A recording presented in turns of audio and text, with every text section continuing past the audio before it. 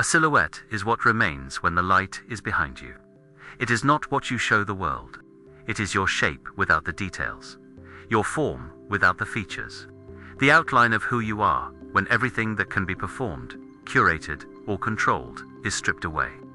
And yet, a silhouette tells the truth that faces often hide.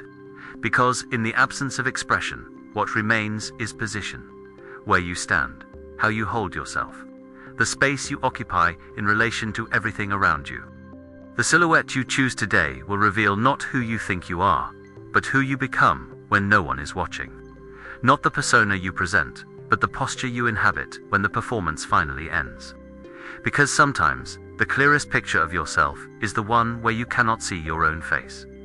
Before you are four silhouettes, each one a human form standing in a different landscape. Each one a different relationship between self and world. Each one a different answer to the question, where do you place yourself when you are alone? The silhouette on the mountain peak, the silhouette by the water's edge, the silhouette in the forest, the silhouette in the empty desert. Do not analyze the landscapes. Do not think about which one looks most beautiful or most dramatic. Simply feel. Which silhouette looks like you when no one else is looking?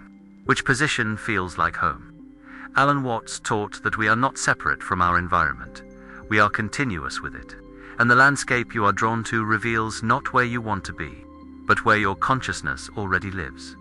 Breathe, observe, and let the silhouette that is already you call you home.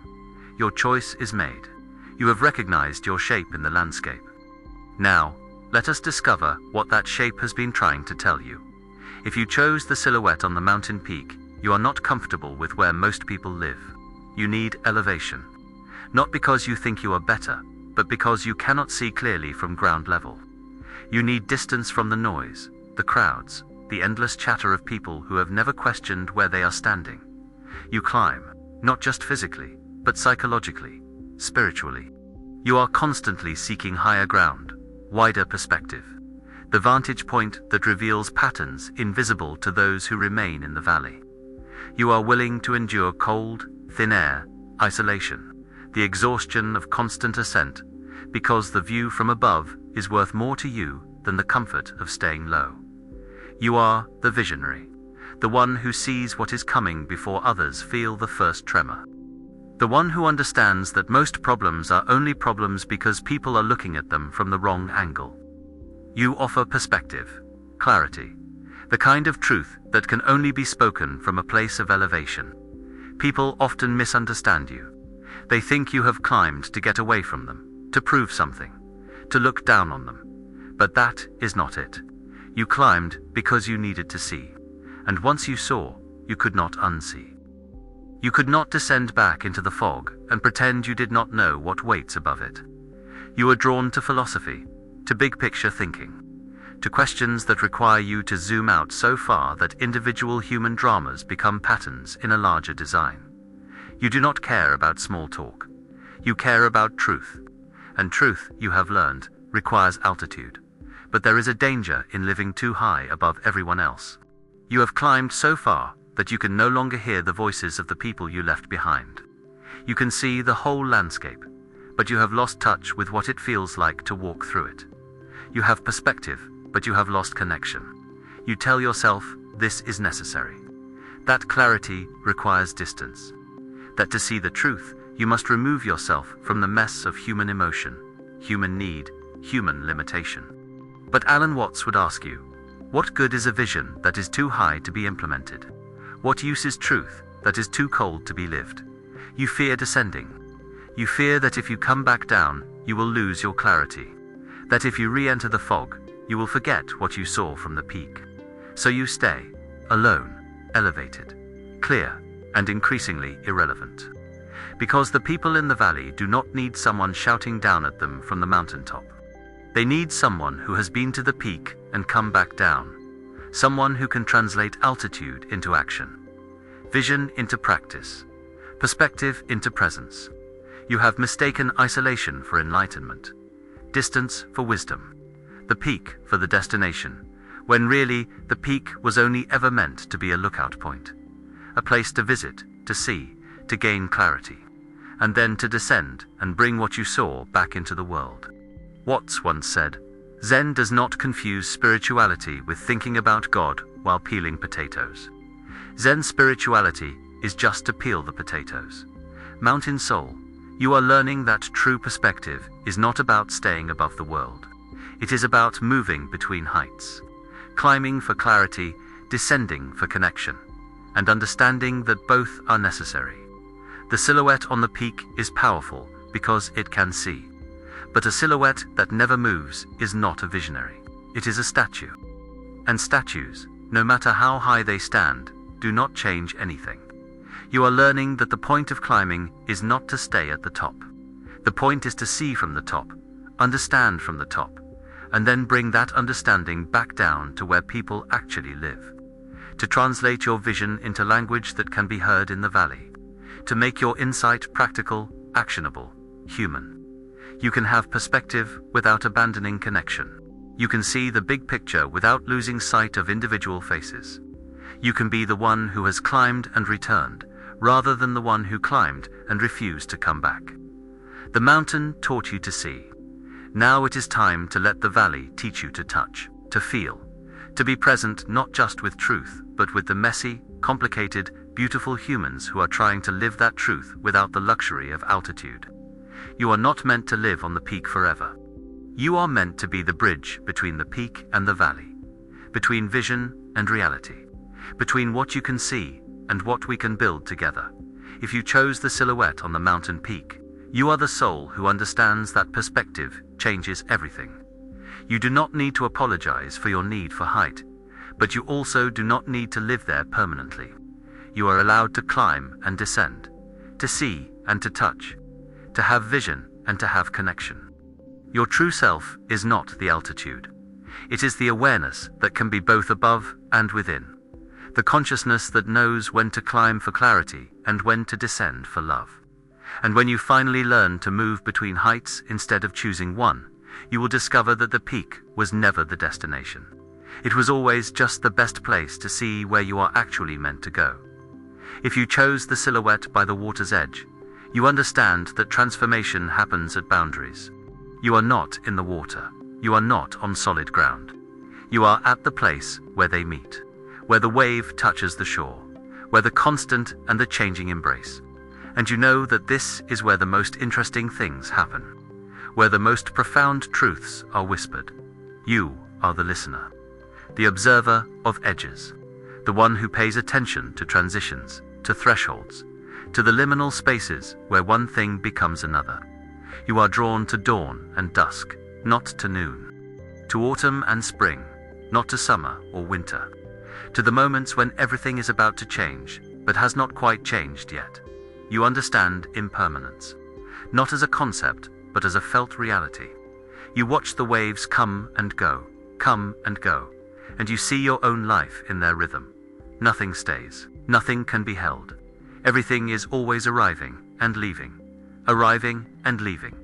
And there is a strange peace in this, a deep acceptance. You are reflective, contemplative.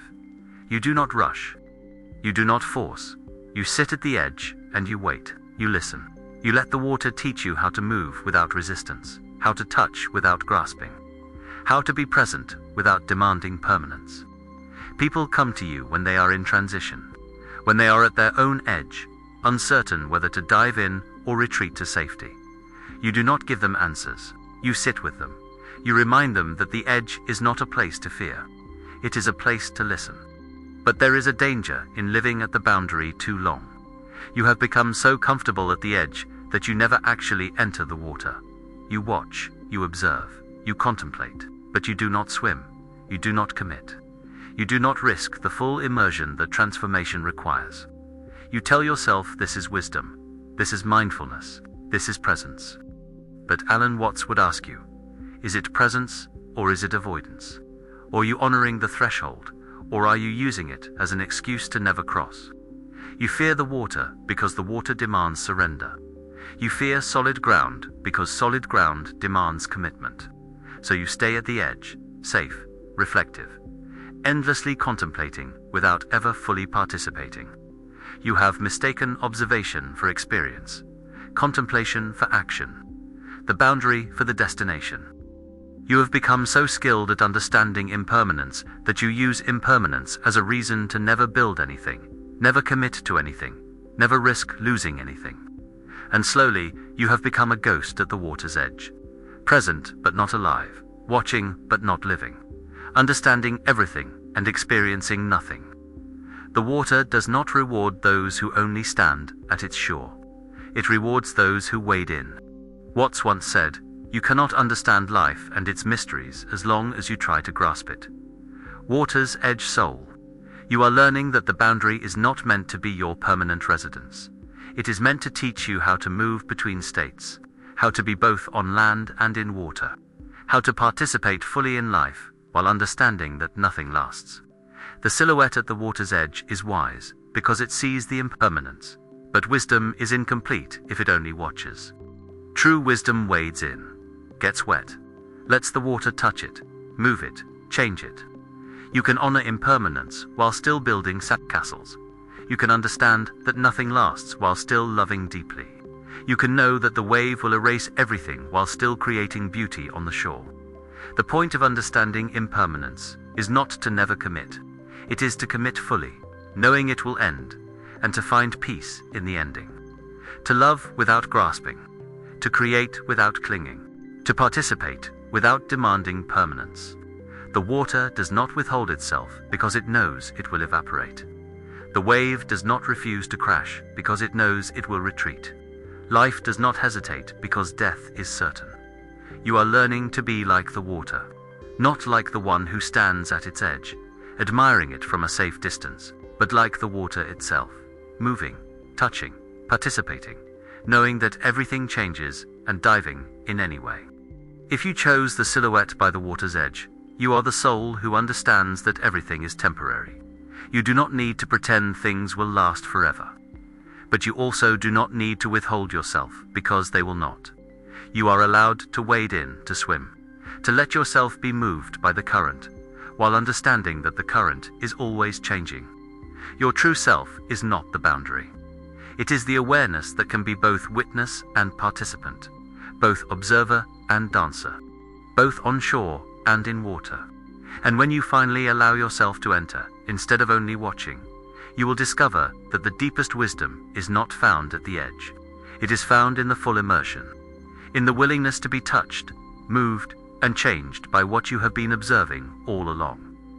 If you chose the silhouette in the forest, you understand what it means to be part of something larger than yourself. You are not standing alone on a barren peak. You are not exposed on an empty plain. You are surrounded, held, integrated into a living system where everything is connected, everything is interdependent, everything belongs. You are the understander of ecosystems, the one who sees that nothing exists in isolation, that every tree is feeding every other tree through networks beneath the soil, that what looks like competition is actually cooperation, that what looks like individuals are actually one organism expressing itself in many forms. You do not need to be the tallest tree. You do not need to be the most visible. You are content to be part of the canopy, to contribute your oxygen, to catch your share of light, to drop your leaves and feed the soil, to be one voice in a chorus that has been singing since long before you arrived and will continue long after you are gone. You value community, belonging, the kind of connection that does not require you to sacrifice your individuality, but asks you to remember that your individuality is only possible because of the larger system that supports it. People feel safe in your presence. You remind them that they do not have to do everything alone, that there is a forest and they are part of it, that their roots are already connected to roots they cannot see, that they are held by something larger even when they feel isolated. You are drawn to collaboration, to systems thinking, to the understanding that the whole is greater than the sum of its parts. You know that one tree in a field is vulnerable to every wind, but a forest protects itself. But there is a danger in belonging to completely. You have become so absorbed in the forest that you have forgotten you are also a tree. You have given yourself so fully to the collective that you have lost contact with your individual nature. You serve, you support, you contribute, but you have forgotten to ask, what do I need? What do I want? Who am I when I am not defined by my function in the system? You fear standing out. You fear being the tree that grows in a different direction, that needs different light, that does not quite fit the pattern. So you conform, you bend. You make yourself fit even when fitting means contorting your natural shape. You have mistaken belonging for disappearing, community for interdependence for self-sacrifice. You have convinced yourself that to be a good member of the forest, you must never ask for more light than your fair share. Never take up more space than is absolutely necessary. Never grow in a direction that might inconvenience others. But Alan Watts would remind you, a forest needs diversity to survive. It needs trees of different heights, different shapes, different strategies. A forest where every tree is identical is not a forest. It is a plantation. And plantations are fragile. You can be part of the ecosystem without erasing yourself. You can contribute to the whole while also being fully, unapologetically you. Watts once said, "You are not a drop in the ocean. You are the entire ocean in a drop." Forest soul, you are learning that true belonging does not require you to disappear. It requires you to show up fully. Because the forest is stronger when every tree grows according to its own nature. When the oak is oak, and the pine is pine, and the willow is willow. The silhouette in the forest is powerful because it understands connection. But connection is not the same as conformity. You are part of the forest, yes, but you are also a unique expression of the forest, a singular manifestation of the life force that moves through all things. You can honor your place in the system, while also honoring your unique shape. You can be interdependent without being invisible. You can contribute without sacrificing what makes you irreplaceable. The strongest forests are the ones with the most diversity, the most resilience, the most different strategies for capturing light, storing water, resisting disease. Your differences are not a threat to the forest. They are what make the forest strong. You are learning that the way to serve the whole is not to erase yourself. It is to become more fully yourself. Because the forest needs what only you can offer. The particular medicine that grows from your particular roots. The specific shade that only your specific canopy can provide. You belong here, not in spite of your uniqueness, because of it. If you chose the silhouette in the forest, you are the soul who understands that we are all connected. You do not need to prove your place in the system, but you also do not need to erase yourself to maintain it. You are allowed to be both part of the forest and your own tree, both connected and individual. Your true self is not the belonging. It is the awareness that can be fully individual and fully connected simultaneously. The consciousness that knows it is both a wave and the ocean. And when you finally allow yourself to grow according to your own nature while remaining rooted in the larger system, you will discover that this is what the forest wanted all along. Not your conformity. Your authentic contribution. If you chose the silhouette in the empty desert, you are not afraid of what most people run from. Nothing. You have walked into the barren place. The place with no distractions, no comforts, no systems to hide behind. You have chosen the landscape that offers no shelter, no shade, no easy answers. And you did this not because you are punishing yourself, but because you know that truth is not found in abundance. It is found in absence. You are the seeker of essence. The one who strips away everything that is not essential until only what is real remains. You understand that most of what people call life is actually just noise, activity, accumulation, performance, and you would rather have silence than noise, emptiness than false fullness, nothing than something that pretends to be everything. You are drawn to meditation, to fasting, to solitude, to practices that remove instead of adding. You know that clarity comes not from gathering more information, but from removing the information that clouds your vision. That freedom is not found in having more options, but in needing fewer. People find you unsettling. You have let go of things they are still clinging to. You have walked away from securities they still believe they need. You have faced the emptiness they are still running from. And your presence reminds them that everything they are accumulating is not protecting them from the void. It is just postponing their meeting with it. You are the desert mystic, the one who has learned that the absence of things reveals the presence of being. that when everything external is stripped away, what remains is not nothing. It is everything, but there is a danger in loving emptiness too much. You have become so comfortable with nothing that you have forgotten the value of something.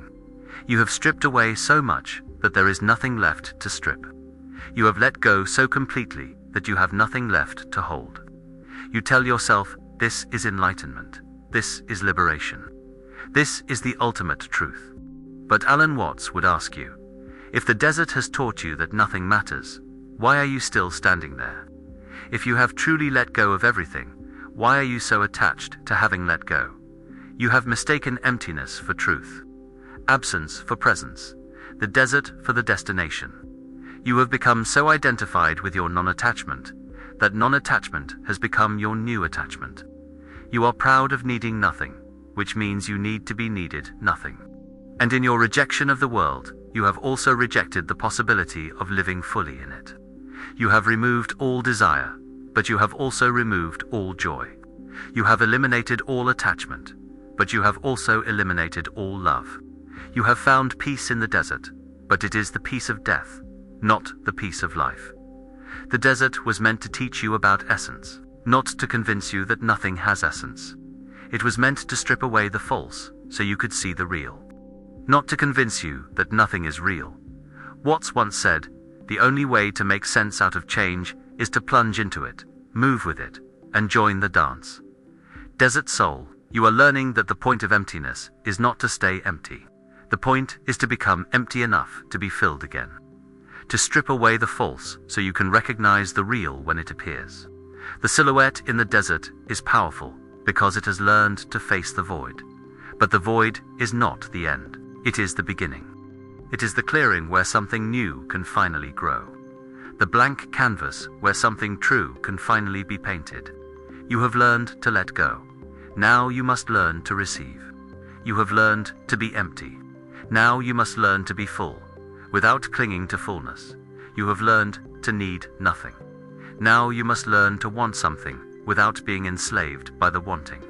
The desert strips away everything that is false. But once the false is gone, you do not stay in the desert.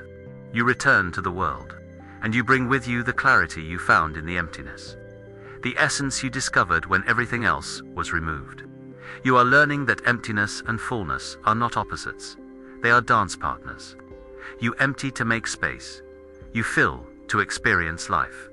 You empty again to avoid clinging. You fill again to participate. This is the rhythm. This is the breath. Empty, full, empty, full. The desert taught you how to empty. Now life will teach you how to fill. And the wisdom is in learning to move between them without being attached to either. If you chose the silhouette in the empty desert, you are the soul who is not afraid of nothing. You do not need to fill your life with noise to prove you are alive, but you also do not need to remain in emptiness forever to prove you are free. You are allowed to be both empty and full, both stripped down and built up. Your true self is not the emptiness. It is the awareness that can be empty and still exist. The consciousness that remains when everything else is removed. The presence that does not need anything to be present. And when you finally return from the desert and let yourself live again, you will discover that the emptiness was never meant to replace fullness. It was meant to teach you how to be full without being consumed by what fills you. For silhouettes, for positions, for relationships between self and landscape, between consciousness and environment, between who you are and where you stand. Carl Jung understood that we do not just live in landscapes. We are landscapes. The external world is always a reflection of the internal. The places we are drawn to reveal the topology of our own consciousness. But Alan Watts would take this further. He would say that the silhouette you chose is not revealing your identity. It is revealing your current stance. Your current posture, the way you are relating to existence right now, in this moment, at this stage of your journey. The mountain peak did not show that you are superior. It showed that you are currently seeking perspective, that you need to see clearly before you can act clearly. The water's edge did not reveal that you are indecisive. It revealed that you are in transition, that you are learning to move between states without clinging to either. The forest did not prove that you are lost. It proved that you are remembering how to belong, that you are learning to be both individual and connected. The desert did not expose you as nihilistic. It exposed that you are facing what most people avoid, that you are stripping away the false to find the real. And all of these are valid. All of these are necessary. All of these are stages in the journey of consciousness, waking up to itself. You are not the silhouette. You are the one who can stand in all four landscapes. The awareness that can be on the peak, at the shore, in the forest, and in the desert, and still remain unchanged at the deepest level. The landscape reveals your current lesson, but it does not define your essential nature, because your essential nature is not a position. It is the capacity to move through all positions, to learn from all landscapes, to be formed by all terrains without being limited to any of them. So, where does this leave you? Perhaps you recognized yourself in the silhouette you chose. Perhaps you felt seen by the landscape that called to you. Perhaps you realized that where you have been standing is exactly where you needed to stand. Or perhaps you realized it is time to move. Both are true. Both are valid. This is not about finding your one true position and defending it forever. This is about recognizing that you have been standing somewhere. And now that you see where you are standing, you can choose whether to stay or to walk. You are not the peak. You are not the shore. You are not the forest. You are not the desert. You are the one who can stand in all of them. The consciousness that can learn from altitude without becoming arrogant, that can honor the edge without becoming paralyzed, that can belong without disappearing, that can face emptiness without becoming empty. And here is the most profound truth. You are allowed to move between landscapes.